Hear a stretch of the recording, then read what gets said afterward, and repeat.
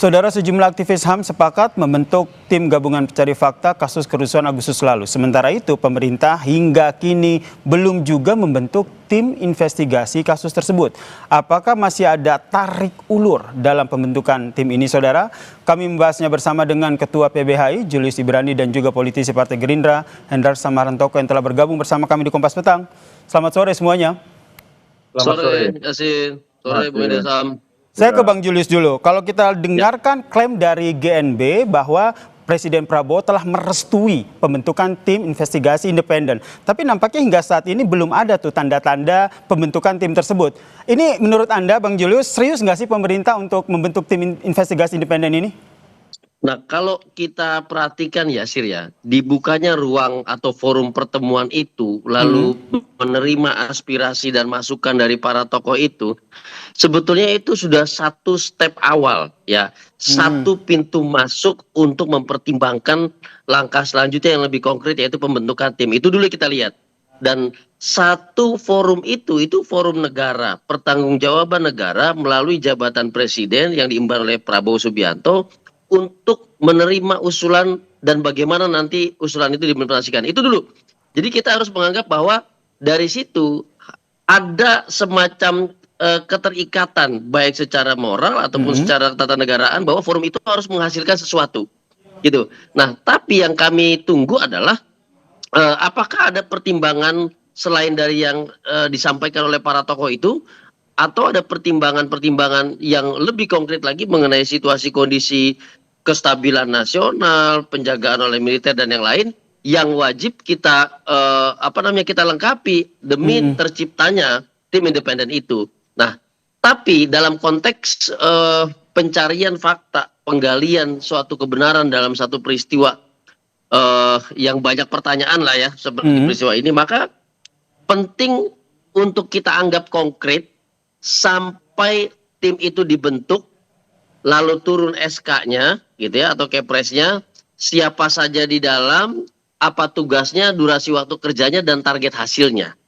Baru kita bicara bahwa pertanggungjawaban itu sudah pada satu titik yang lebih nyata, lebih real. Jadi menurut Anda, Bang Julius, ini tim investigasi independen ini akan terbentuk atau tidak? Mengingat Menko Yusri bilang bahwa sebenarnya Presiden Prabowo tidak merestui, tapi bilangnya itu mempertimbangkan. Sepanjang bukan Presiden Prabowo yang menyampaikan bahwa dia tidak merestui, maka harus dianggap forum yang dipimpin oleh Presiden Prabowo itu sebagai satu step awal pembentukan tim independen. Gitu dulu, Yasir. Oke, langsung saya lempar ke Bang Hendarsam ya. Bang Hendarsam, menurut Anda kenapa pemerintah hingga saat ini belum juga membentuk tim investigasi? Desakan publik ini cukup besar loh untuk segera membentuk tim investigasi.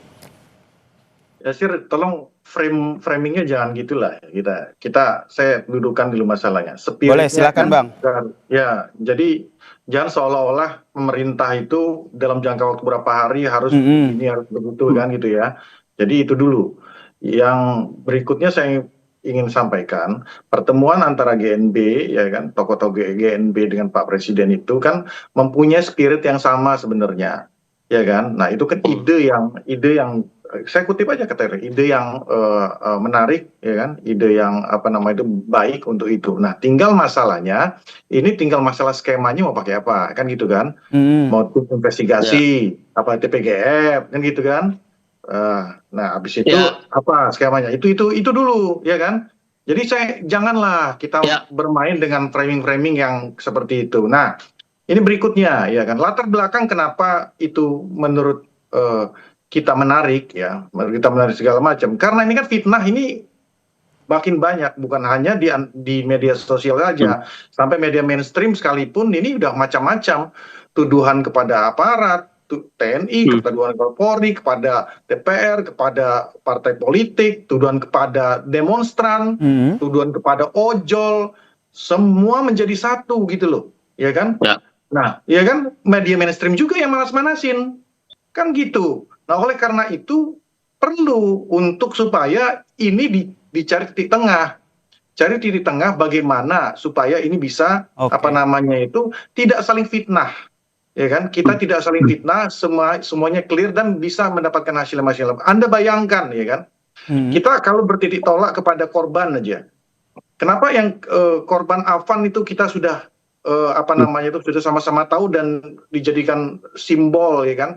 Tapi kita lupa ada korban ojol lain yang juga dipukulin oleh demonstran pada saat itu, ya, yang kemudian patut diduga demonstran ya, diduga dipukul sampai meninggal di tempat pada saat itu. Mereka kedua ojol ini ya tidak ikut demonstrasi pada saat itu, ya kan, jadi korban. Jadi kita harus bertitik tolak dulu, ya kan? Ada dua variabelnya, mencari pelakunya, tapi juga melihat bahwa korban harus kita perhitungkan. Ada 10 nyawa yang hilang di situ. Ada 4 nyawa di Makassar, di DPRD itu, ya, yang dibakar oleh massa itu. Nah, ini berikutnya, ya kan?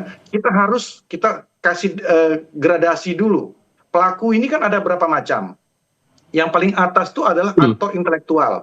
Nah, aktor intelektual ini yang mempunyai desain dan mempunyai rencana awal. Dan kemudian itu dia punya struktur kecil atau struktur besar, ya. Dan kemudian itu dijalankan. Nah, yang kedua adalah orang yang menunggangi, ya, menunggangi demo ini, ya kan. Kalau saya analogikan ini, ada yang di lapangan, ada yang nimpukin batu dari luar lapangan. Bang Hendarsam. Menjadi satu. Yang ketiga, demonstran memang demonstran, tapi anarkis juga. Ya kan gitu kan. Yang keempat, demonstran yang pure demonstran. Dia pengen damai. Nah, cuma yang jadi masalah ini kan keempat klasifikasi ini kan harus jelas. Betul. Jadi menurut Anda, Bang Hendarsam, maaf saya potong, dari 4 poin yang Anda sampaikan itu, bukankah lebih baik membentuk tim investigasi sehingga semuanya clear, tidak ada fitnah, semuanya bisa berjalan sesuai dengan penyidikan? Saya rasa spiritnya supaya Kompas juga nggak framing ke arah kemana-mana gitu loh, ya kan? Tapi bentuknya nanti seperti apa, nanti kan kita tinggal lihat ya tindak lanjutnya bagaimana. Karena kan kalau kita lihat dari ada beberapa lembaga yang berbasis HAM ya, lembaga apa nama itu perlindungan anak, Komnas HAM dan yang lain kan. Komnas HAM dan lain-lain sudah melakukan itu juga. Polisi juga sudah melakukan itu. Jadi jangan dibilang pemerintah udah nggak melakukan itu. Nah, tinggal bagaimana mengkorelasikan ini kan gitu kan. Ditambah dengan teman-teman independen yang dari luar kan gitu aja sebenarnya kan. Sesimpel itu. Berarti menurut Anda dari Komnas HAM dan juga polisi sudah cukup ya? Saya ke Bang Julius, tanggapannya. Anda ini bilang kok sudah cukup gitu. Jadi menurut Anda bagaimana? Karena kan tadi Anda bilang tim investigasi ini kan. Baik, silakan Bang Hendarsam. Bung Hendarsam, yang dijelaskan Bung Hendarsam tadi adalah satu situasi yang telah dibaca oleh negara. Dan itu telah disampaikan keprihatinannya oleh Presiden Prabowo Subianto. Itu kita pegang dulu. Jadi sudah ada niat untuk memperbaiki, itu satu. Yang kedua adalah dimensi peristiwa ini bukan dimensi sederhana yang dijelaskan oleh kayak Komnas HAM kemarin, bicara soal administrasi penangkapan saja, bicara soal administrasi dan segala macamnya, tapi bicara apakah ada aparat negara yang terlibat. Kalau ada, maka negara bertanggung jawab terhadap kepada korban-korban yang tadi disebutkan Bung Hendarsam tadi.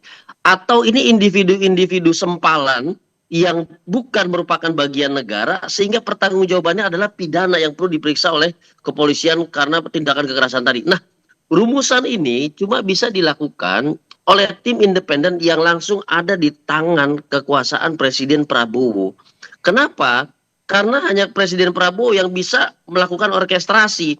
Baik tadi pemeriksaan di kepolisian, kemudian apakah ada organ negara di situ, apakah ada distraksi dari luar negeri, dari asing di situ, apakah ada kepentingan yang lain, itu navigasinya dari situ, orkestrasinya dari Presiden. Makanya kesimpulannya tetap tentu, adanya forum yang mengundang para tokoh nasional ini harus dipandang titik awal pertanggungjawaban negara melalui niat Presiden untuk mengusut tuntas dengan satu tujuan, tidak terjadi keberulangan yang sama, yang tentunya dia harus identifikasi juga di mana titik persoalannya, siapa saja pihak-pihak yang terlibat, siapa korban, siapa pelaku, apa proses pemeriksaan terhadap mereka-mereka semuanya ini. Dan terakhir adalah Presiden Prabowo sudah datang loh ke korban, Yasir. Dalam arti di sini dia tahu ada korban berarti ada pelaku, berarti ada peristiwa.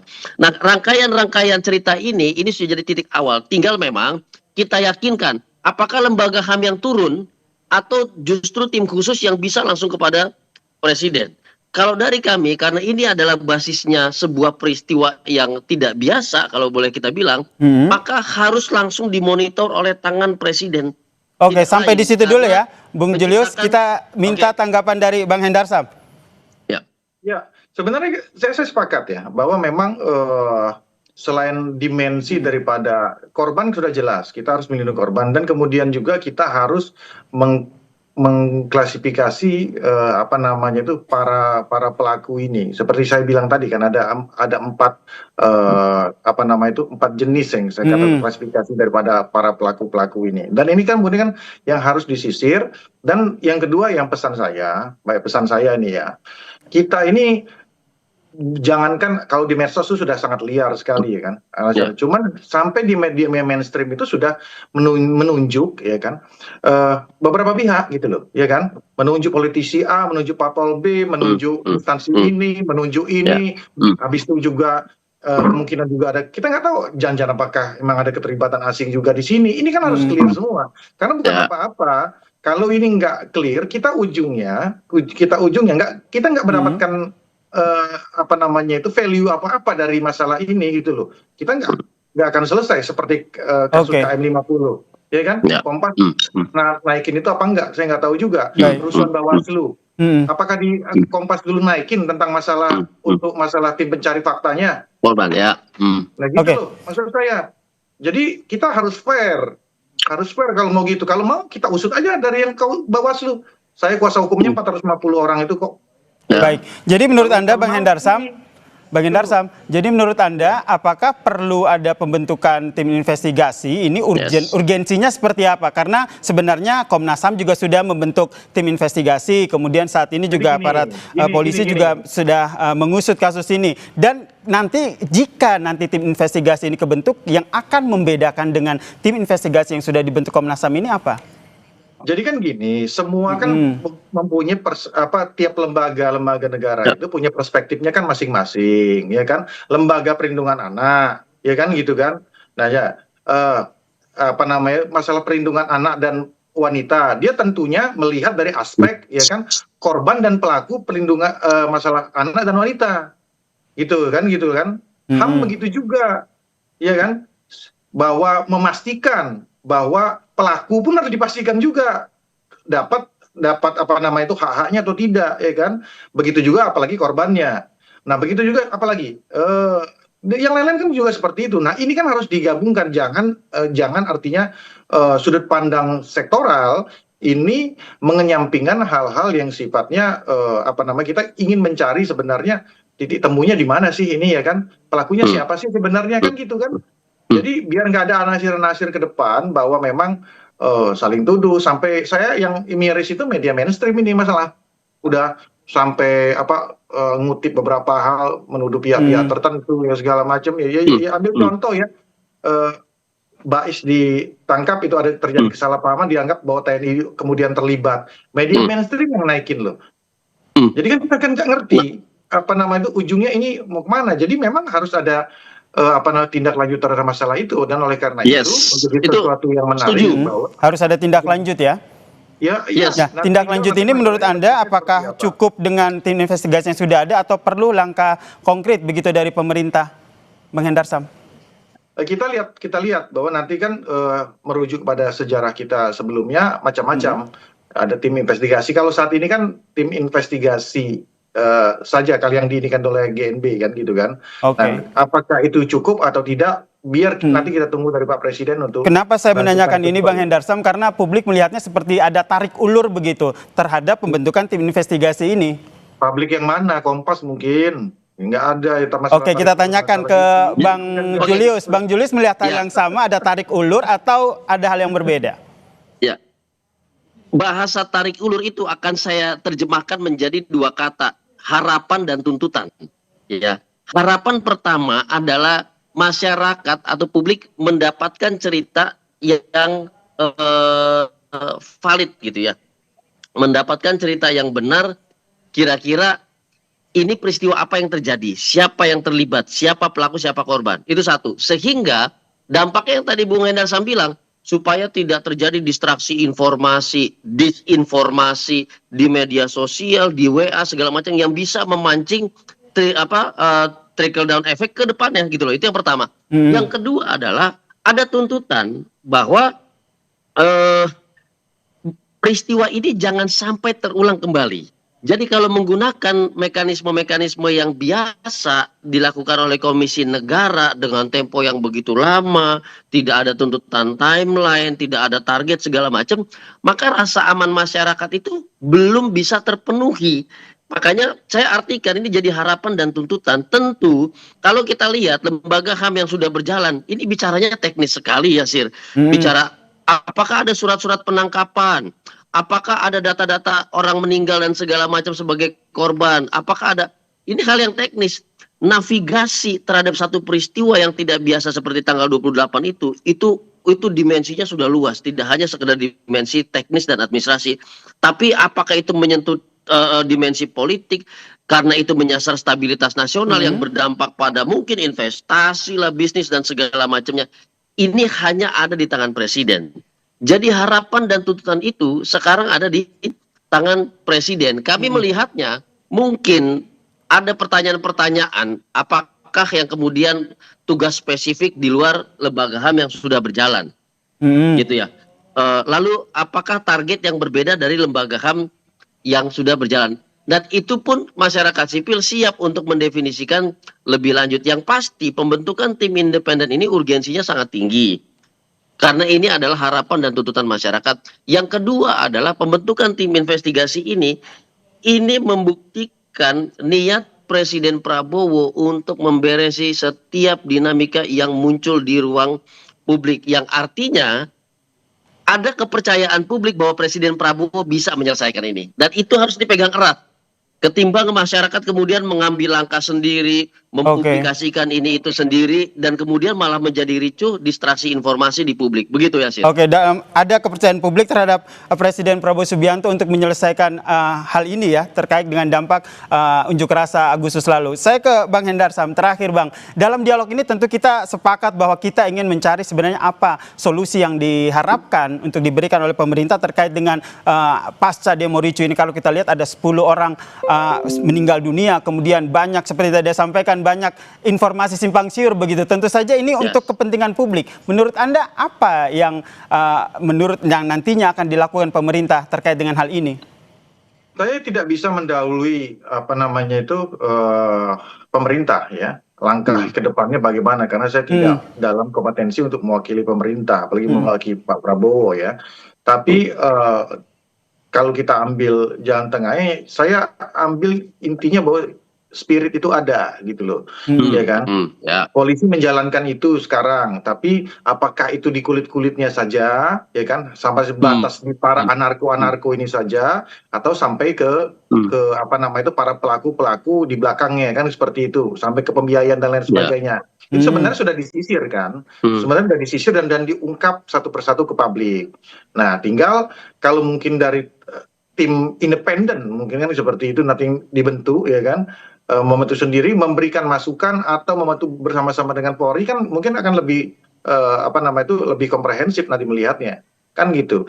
Jadi kita itu gini ya, metodologi yang harus dibuat yaitu kan kita saya penganut direct by follow the evidence gitu loh. Kita dulu cari fakta-faktanya, evidence-nya dulu kita cari. Baru nanti dia akan menyusur kemana gitu loh. Ya kan? Ke pelakunya siapa, Jadi kita follow the evidence-nya dulu. Jangan kita tunjuk dulu contoh mungkin tunjuk TNI. Habis itu dicari-cari tuh bukti ke arah TNI-nya. Itu nggak boleh kayak gitu. Habis itu kita tunjuk teman-teman yang demo, yang benar-benar demo ya pada saat itu dengan hati nuraninya. Habis itu kita cari-cari buktinya, karena itu nggak boleh juga. Nah gitu loh. Biar fakta, makanya ada tim investigasi untuk mencari fakta. Faktanya dulu dapat, nanti baru dia mengerucut ke atas. Nah ketemu tuh siapa? Kan gitu caranya. Jadi jangan tendensius kepada para pihak yang ada pada saat itu di lapangan, yang lagi bertugas, ya kan, yang juga ikut demo, benar-benar demo. Sebenarnya kan kalau kita mau simpel ya, saya itu kan buat sampai apa gerakan Indonesia Kondusif apa? Satu, ya kan? Oke, Kalau Bang. ada yang kalau benar ya, kalau benar itu benar-benar demo itu benar-benar tidak terkreat secara ini, ya kan? Baik, oleh karena itu Demonstrasi makanya kalau- kita berdiskusi di sini ya Bang Hendarsam ya. Dialog antara Bang Hendarsam dan juga Bang Julius ini harapannya tentu saja kita ingin mewakili kepentingan publik begitu ya. Tidak ada framing di sini karena Kompas TV sebagai media mainstream juga tentu saja mengungkapkan fakta-fakta yang bisa dipertanggungjawabkan ya. Sekali lagi tujuan kita sama ya, Bang Julius, Bang Hendarsam, untuk mewakili kepentingan publik. Itu harapan kita bersama ya. Sepakat ya soal hal itu ya. Oke, baik. Terima kasih Bang Hendarsam. Terima kasih Bang Julius telah berbagi informasi dan perspektifnya di Kompas Petang. Salam sehat semuanya.